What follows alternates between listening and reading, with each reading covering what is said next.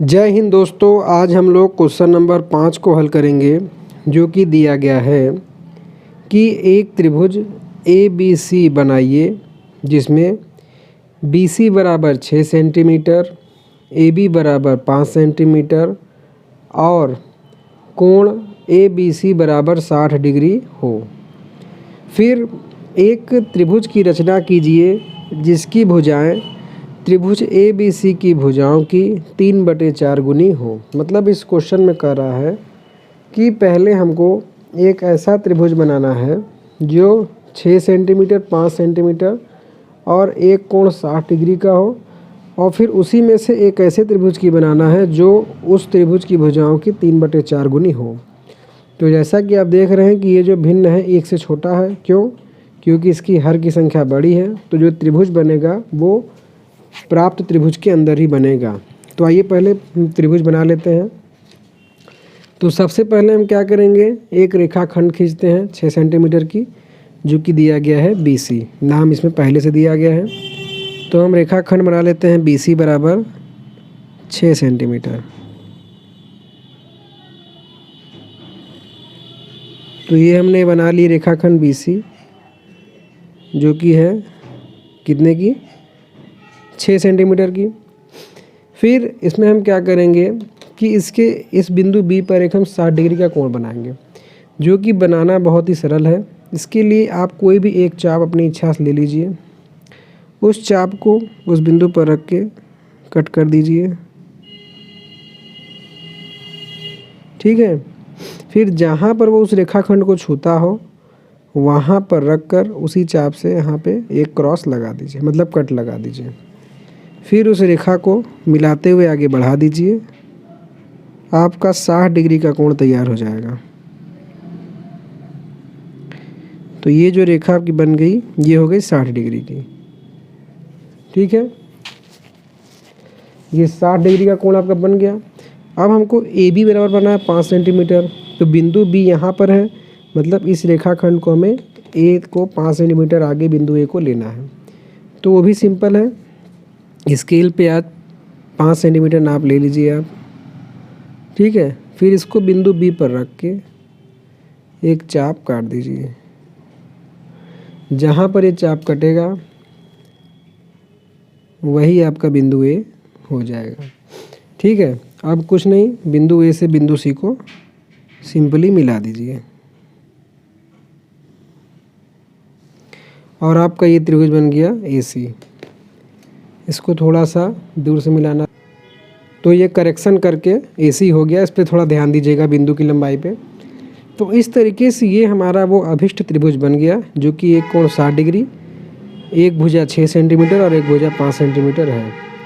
अब क्योंकि हमें इसके अंतर्गत 3/4 इसकी भुजाओं की गुना त्रिभुज बनाना है, तो इसके लिए हम इसमें एक न्यून कोण की रचना करेंगे, जो कि हम बनाते हैं कोण CBX को। तो यहाँ पर बिंदु B पर रखकर आप एक न्यून कोण बना लीजिए, जो कि इसका नाम हो जाएगा CB और X। ठीक है, इतना हो गया। अब उसके बाद हम क्या करेंगे, जैसा कि मैंने आपको बताया था कि जो भिन्न दिया रहेगा पहले उसका हम हर देखेंगे।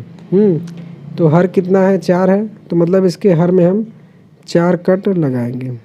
तो इस तरीके से हम बिंदु B पे रखेंगे और 4 कट लगा लेंगे। 1 2 3 4। देखिए कुछ लोग कंफ्यूज हो जाते हैं कि शायद पहले हर कोई लगाए, लेकिन नहीं, आपको बड़ी संख्या देखनी है। ठीक है। इस बार हर बड़ी थी तो हमने 4 लिया।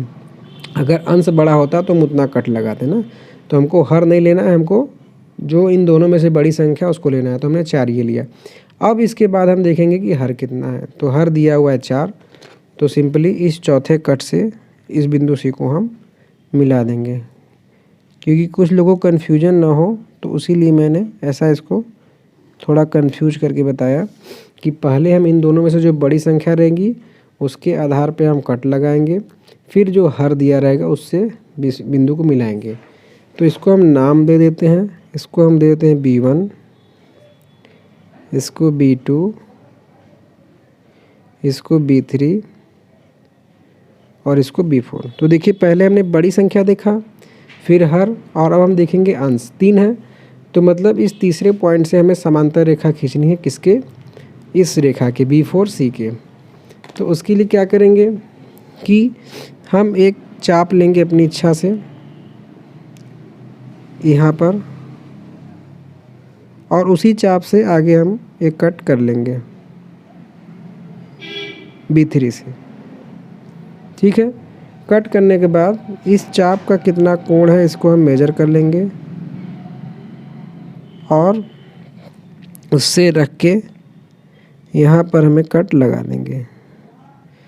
कट लग जाएगा तो बस यही जो कोण है, इसी कोण से आपको बिंदु C से एक रेखा खींच देनी है जो कि B4C के समांतर है, और इसको हम मान देते हैं कि यह है C'।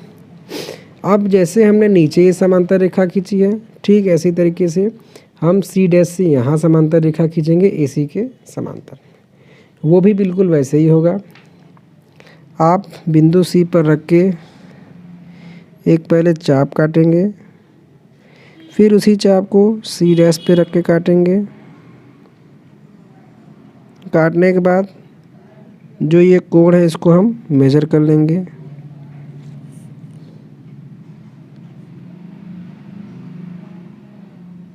ठीक है, मेजर करने के बाद इसको इस पॉइंट पे रख के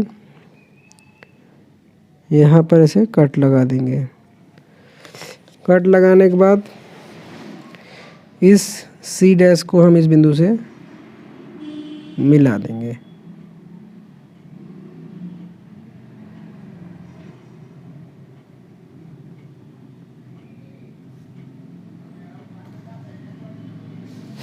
और इस बिंदु को हम नाम दे देते हैं A'। तो इस तरीके से ये जो A', B, C' त्रिभुज प्राप्त हुआ, ये त्रिभुज ABC की 3/4 गुनी भुजा के बराबर है। ठीक है, अब मैं आपको इसका रचना का स्टेप समझा देता हूँ। तो ये है इसका रचना का स्टेप, अब इसको देख लीजिए, फिर मैं आपको इसको समझा देता हूँ।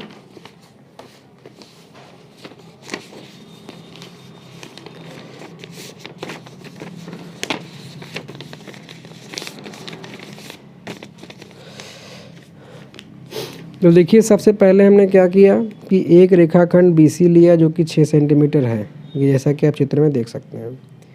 फिर इसके बिंदु B पर 60 डिग्री के कोण की रचना की, ये हमने रचना की जो का पद हमने देखा था। फिर उसके बाद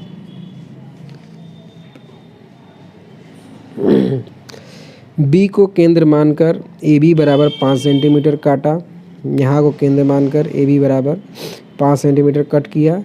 फिर AC को मिला दिया, जिससे अभिष्ट त्रिभुज ABC हमको क्या हो गया, प्राप्त हो गया।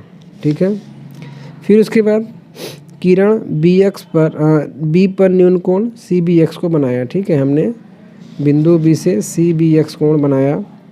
फिर किरण BX पर 4 समान रेखाखंड BB1, B1B2, B2B3 और B3B4 को बनाया, जैसा कि आप यहाँ पर देख सकते हैं। ठीक है, फिर B4C को मिलाया तथा इसके समांतर B3C' को खींचा, जो BC को बिंदु C' पर प्रतिच्छेद करता है, BC को बिंदु C' पर। इसी तरह AC को समांतर A', खींचा, AC के समांतर A', खींचा, जो AB को बिंदु A पर प्रतिच्छेद करता है, AB को बिंदु A' पर प्रतिच्छेद करता है। अतः त्रिभुज A', प्राप्त हुई, जिसकी संगत भुजाएं त्रिभुज ABC की 3/4 गुनी है। तो ये इसकी हो गई रचना। अब हम आते हैं औचित्य पर। अब दोस्तों हम आते हैं रचना के औचित्य पर। हेडिंग डाल लीजिए, रचना का औचित्य। तो देखिए, जैसे कि हमने ये A', इस रेखा के समांतर खींची हुई थी, तो ये हम लिखेंगे कि क्योंकि A', C' समांतर है इसी के, तो जब समांतर हो गया तो ये छोटा वाला जो त्रिभुज है, इसलिए त्रिभुज A', B, C' समरूप हो जाएगा त्रिभुज ABC के। तो जब समरूप हो गया तो इनकी संगत भुजाओं का अनुपात बराबर हो जाएगा, मतलब कि ए डैश बी बटे में ए बी बराबर हो जाएगा क्या, B dash C B C dash बटे में बी सी बराबर ए डैश सी बटे में ए सी। इसको हम मान लेंगे समीकरण 1। इसी तरीके से नीचे देखिए, ये वाली भुजा इसके समांतर है, पुनः B3 C डैश समांतर है B4 C के। तो यहाँ पर क्या हो जाएगा, सेम चीज़ कि B C डैश बटे BC बराबर हो जाए किसके, BB3 बटे BB4 और B3C डैश बटे B4C के।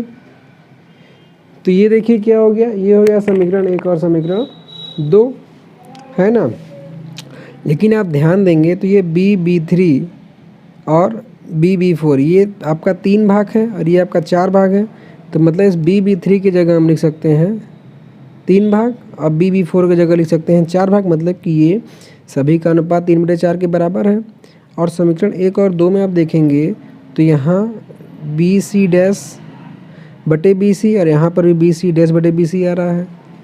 तो समीकरण 1 व 2 से ये तीनों पार्ट तो बराबर ही हैं, क्या, A डैश B बटे AB बराबर BC डैश बटे BC बराबर A डैश C बटे में AC, और यहाँ से इसका मान 3/4 हो गया और ये हमने दिखा दिया।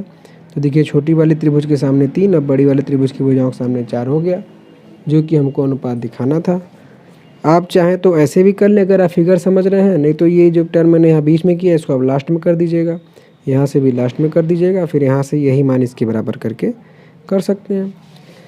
तो दोस्तों इस तरीके से क्वेश्चन नंबर 5 ही हमारा सॉल्व हो गया। आशा करता हूँ कि बताया गया सवाल आपको समझ में आया होगा। तो प्लीज़ वीडियो को लाइक कीजिएगा और अगर आप नए हैं तो चैनल को सब्सक्राइब करिएगा, जिससे आप इसी तरीके से डेली सवाल पढ़ सकें। और कोई भी प्रॉब्लम हो तो कमेंट करके पूछ सकते हैं। सो थैंक्स फॉर वॉचिंग, धन्यवाद।